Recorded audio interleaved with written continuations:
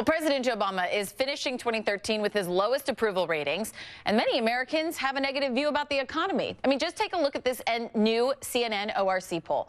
Nearly 7 in 10 Americans say economic conditions are poor. 32% say they're good.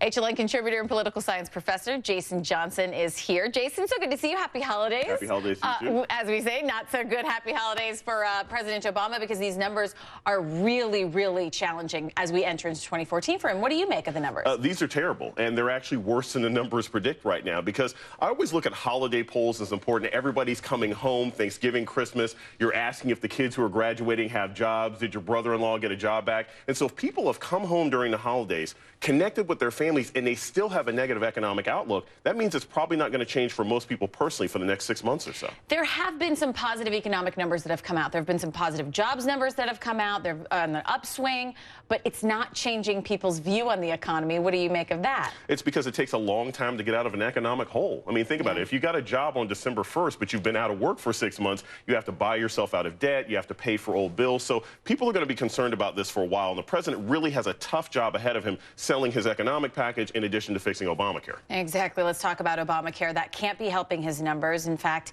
the view on Obamacare is it almost a sense of frustration. What do you think the president has to do in 2014?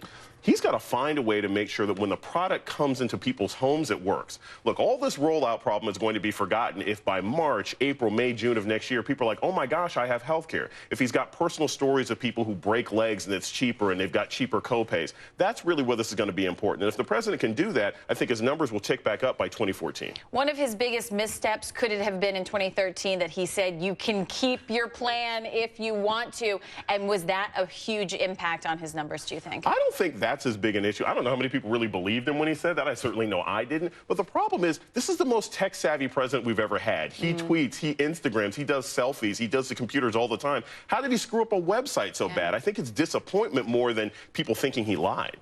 So what is sort of the must-do in 2014 for President Obama? Not just Obamacare, but what is the must-do for him to try and improve on these numbers? Well, a couple of things. Number one, he's got to go out and promote these economic advancements more. Look, unemployment is the lowest it's been in 5 years. That's a huge accomplishment. He needs that to sink in. He needs to travel to Ohio and go to Washington, go to California, go to Michigan, and talk about how jobs are coming back. The next thing he needs to do is go out and campaign for members of Congress. It's going to be a tough year in 2014, and Hillary Clinton and Ted Cruz and everybody who's looking at 2016 really wants to make sure the president is active this year. Yeah, speaking of Congress, their numbers are at their lowest as well. All right, Jason Johnson, thanks so much for being with us. Happy New Year. Thank you, as usual.